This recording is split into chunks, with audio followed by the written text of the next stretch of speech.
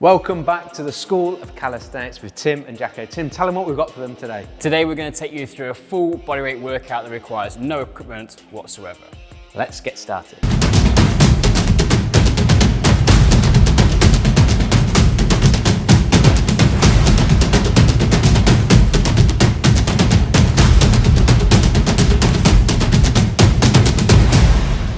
So the workout is going to be broken down into 3 different sections. We're going to have some upper body exercises, some work for the core and lower body movements too. And in each of those sections there's going to be 3 exercises that we'll show you, but then the fun's really going to happen when we link those 3 exercises together to give us a great full body workout. Let's get started, Tim. So before we dive into the main body of the workout, we're going to get warmed up. Jacko, take me through a little bit of a prep session. So we're going to do a full body, so we need to make sure we're warming up the entire body. Tim's going to show you through a little sequence and you can follow along. We're going to do it once and then you can maybe go through that a few times to really get your temperature up. So the first one, we're going to attack the lower body, what we call, or has been dubbed, the world's greatest stretch. So Tim's going to lunge forward, hands go down, back leg is straight and glute is on tight. Hand then goes across, and elbow, if you can, touches down at the bottom next to the foot. You're going to feel that in the hip there. Then we come through. He stretches back in that front hamstring here as he lifts the bum up. Comes back down to his lunge position. Bring the core and trunk upright. Squeeze the bum underneath so he's in a nice straight line. And from there, he's going to trek back up into a standing position and swap legs. Just show one from the side, Tim, so we can see that on the other leg. So we've got to make sure we do both sides. So now that you'll see that back leg super nice and straight and long, glute is switched on, hip flexors getting stretched. That arm on the inside comes down and touches the elbow, and then come back up, straightening that front leg as much as you can to feel a stretch in the hamstring before coming back up to your lunge position and then coming into standing. So from your world's greatest stretch, once you've stood back up and you've done each leg, we're going to go down to the caterpillar. So Tim slides his hands down onto the floor, starts to walk out, and he's coming to press up position, maintain trunk alignment with glutes and core locked on. But from there, he's going to walk a little bit further, pushing away with the shoulder blades. It's only warm up, so you don't need to go as low as you can, just starting to warm things up. Walk the hands back, and then that's our little caterpillar. Now we're going to rotate to one side, our round the world push up, always pushing down strong through the shoulders, not slumping down. Midsection can stay tight to control that. And that was then our round the world push up. From there, he's going to walk his feet or his forward or his hands backwards to try and make a piked position. And then from here, he's going into his Pluto sniff, where elbows come down behind, head comes through. We're scooping down to the bottom, maintaining a straight body line and then driving back up to our start position, maintaining good shape. Here we get to work on some of that shoulder flexibility, thoracic spine extension, and controlling midsection and core as we come back up to our start position. A little stretch on the hamstrings as we're walking out of those caterpillars as well. So that is a little sequence we're going to do as part of our warm-up. We're going to make sure on the world's greatest stretch we're doing both legs each time, and then working through the rest of the sequence, building up to doing between 5 to 10 reps of each and a couple of rounds of that, and we should be good to go and nice and warm for the full workout. So let's start this lower body sequence, 3 exercises that we're going to do individually, show you the coaching points, and then we'll build them together for a nice flow movement at the end. So the first one is going to be our lateral lunge. Jacko's going to take a wide balance position here with his feet, and then he's just going to sit down onto one side. The hands can come up in front to counterbalance if you need to, looking to get as much range of movement as he can and get as low as he can, trying to keep those feet facing forwards, not twisting out to the side, and he pops back up. And you can do both sides on that lateral lunge position.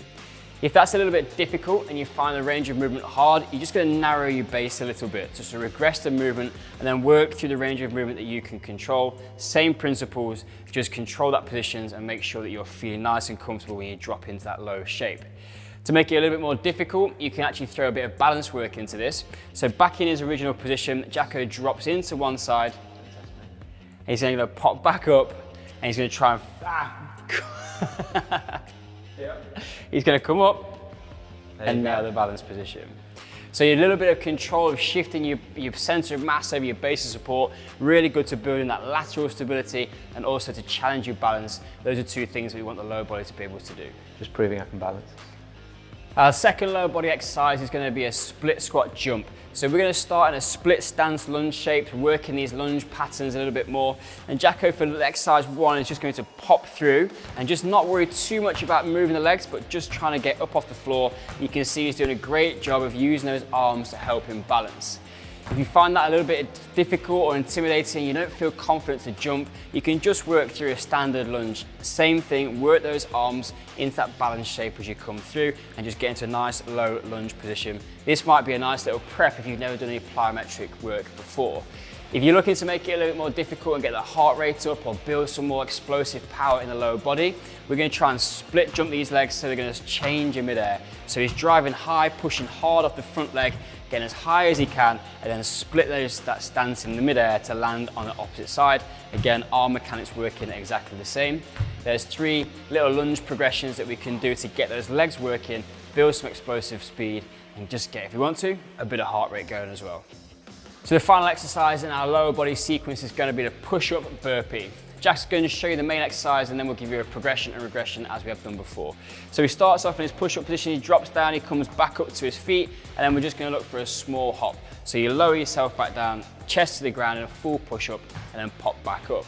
If that feels a bit difficult, we've got a regression where we can start to take a bit more time to get onto the floor, drop the knees on the ground, use the support from the lower body for the push-up, and then stand back up to your start position, removing the jump so we're not having to put that explosive component in, which can be a little bit difficult for some. If we want to go to the next level and we want to make it a bit more difficult, we're going to make it more explosive. So he drops to the ground, full push-up, and then he jumps, and then we're going to throw a little tuck jump in there as well, which is going to force you to start to think about getting a bit higher, moving faster, making this movement a bit more explosive. That's going to be a great little exercise if you want to start to build some more plyometric exercises into your program, but these are great for getting the heart rate up, so we're ticking a couple of boxes with our push-up burpee. So let's put these 3 exercises together into a sequence and start to combine this into a nice little lower body workout. So Jacko's going to start in his lunge shape. He's just going to go through a 1 rep each side. You can scale this as much as you want to by doing more reps. We'll just show you 1 so you know how these fit together. So there's the lunge done. He now pops into his little split jump. He goes 1 each leg, and then he's going to move straight into his push-up burpee. He completes the movement with a little pop off onto the floor.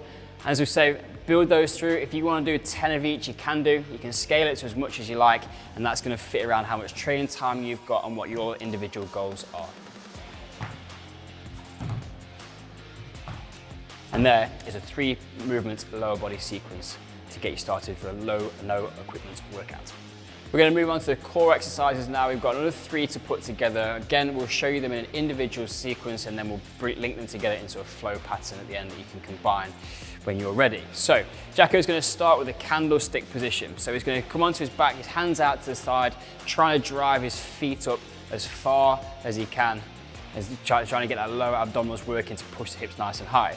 To make that one a little bit easier, he's just going to stay in a more tuck position. He's just going to drive those hips up, but not making the legs up as straight as he was doing before. Staying in a tighter ball is going to make this a little bit easier. And if he wants to make it more difficult, he can challenge his balance more by bringing the hands in away from this wide support, a bit narrower, still working through that high shape and rolling down nice and controlled into this low extended body position with the feet out straight. Playing around with the amount of support, and the lever length is going to be a nice little way to progress or regress the candlestick movement. The second exercise is going to be a bodyweight squat, and we've got a few different progressions to play around in here. So Jacko is going to start with his feet facing forward about shoulder width apart, hands up on the back of his head, and now he's going to drop into a nice low squat position. He's looking to keep the knees tracking in line with the middle of the foot, and we're trying not to allow those knees to come together. Chest should stay upright and sitting down into that movement and cracking a walnut between his butt cheeks on the way back up. We don't want to see any real excessive arching in the back, so try and keep your squat technique as clean and as tidy as possible. If you wanted to make that a little bit easier, you're just going to work through a range of movement that you can control, and we can bring the hands out in front to start to counterbalance the movement as well, making it a little bit easier to sit back. But just prioritize the foot and the knee position, straight lines, and we're going to work on this upper body as we start to control that better position with the hands out in front of the body. To make it more difficult, we're going to move through to a single leg squat so Jacko can come through again, knee tracking straight forward in line with the middle of the foot, back staying straight and upright, and he's controlling that position, making sure he's moving with precision and control in this nice stability, challenging single leg exercise. And those are our 3 squat progressions. The final exercise in our core movements is going to be a tripod. This is a great exercise to start to challenge not only the shoulders and midsection, but also the ability to control force throughout the whole chain.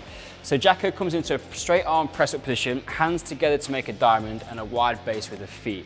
He's staying nice and tight in his midsection, just keeping the bum locked on like he's cracking a walnut, ready to take a punch in the midsection, and this is going to stay nice and stable. His job then is to, without rotating, bring one hand up into a single arm wide position, squeezing through the shoulder blade, pointing the thumb to the ceiling, and he comes back down and changes sides. You can see within this, he's not rotating or twisting the shoulders or the hips at all. He stays perfectly flat to the floor. To make this one a little bit easier, rather than having the arms straight, he's just going to come through and touch the shoulder. So we're decreasing the lever length, just making that a little bit more straightforward. Again, keeping nice and stable through the lower body. And the progression to make it a bit more difficult is bring those feet together a little bit, decrease the base of support that you've got, making the stability demand higher, and work through into straight arm position. This really is going to challenge the rotational stability that you've got to perform this movement with good quality and nice control. So those are our 3 core exercises. Now we can put those together into a nice little flow pattern. Again, we'll show you 1 repetition of each, but you can scale this to put in as many as you want to bring that workout into a longer format if you want to. So Jacko starts standing up. He drops to the floor through that squat pattern and goes into his candlestick. He's driving the hips up nice and high. He then rolls through and sits up. A nice little mobility challenge there as well. Down into his body weight squat, keeping nice controlled position there, stands back up, and his job then is to walk down into his tripod, wide base, taking the arm out nice and straight, controlling the stability through the chain. Put those 3 movements together, you've got a nice little workout to do, bringing in lots of different positions, lower abdominals, particularly through the candlestick. The core exercises are going to be working, or the core is going to be working hard through our squat to maintain good positions and linking everything together. And then we get some more isolated function for the whole chain as we get our tripod nailed down at the end. And that is our core workout without any equipment. Finally then, we'll look at the upper body, and again, 3 exercises that we'll break down and show you the regressions and progressions of each before working them together in a nice little sequence. So the first one is going to be our pike push-up. So from their press-up position, Tim walks himself into a pike position, sticking the bum nice and high in the air, screws the elbows so they point backwards when he comes down, head comes down and makes a triangle with the hands, and he drives back up on the same line that he came in on. So these aren't that easy, so if you're finding that difficult, we're just going to worry about the lower. So we're going to lower down under control over the course of 5 seconds on that way down, get to the bottom, puts the knees down, and then come back up to that start position. So it would be a lower 5, 4, 3, 2, 1. Knees go down on the floor, back to your start position. That's a way to make it a little bit easier. If you want to make it a little bit harder, we're actually going to pause at the difficult position at the bottom. So he comes to make a triangle with the hands, holds there for 1, 2, and then drives back up. So a little pause at the bottom each time, so holding there, 1, 2, head just off the floor, maybe your quiff touches the ground, and that's only it, and then drive back up. That's our little progression and regression for the pike push-up, which is our first exercise. The second exercise is going to be the pillar roll, which is going to incorporate a little bit of trunk lateral rotational stability as well as what's going on at the shoulder. So Tim's going to make a pillar position with his arms crossed over, forearms parallel to each other, pushing down strong through the shoulders, maintaining that nice strength through the midsection with glutes and core locked in place. From there, he's going to rotate onto one side, feet ever so slightly spread apart to give him a little bit of base of support, onto one side, pushing away and control back down. So he's going from front facing or facing downwards to a completely side on position. If you're finding that difficult, what we're going to do is spread the feet wider so you get a bigger base of support, so you're going to find it easier to rotate through, and as you build up your strength and shoulder stability, you're going to find that you'll be able to get those feet closer together. Once you get really good, your progression is to rotate onto one side and see how you stack the feet on top of each other. A much smaller base of support is going to make the stability and control and balance demand as you come through at the trunk to control that rotation, as well as the shoulder stability when you're pushing down into the floor through your shoulder rather than slumping and having that shoulder up by the ear. We don't want to see the shoulder slumped or the hip slumping down on this. So there's 3 options for you. Pick the one that fits your current strength and movement capabilities.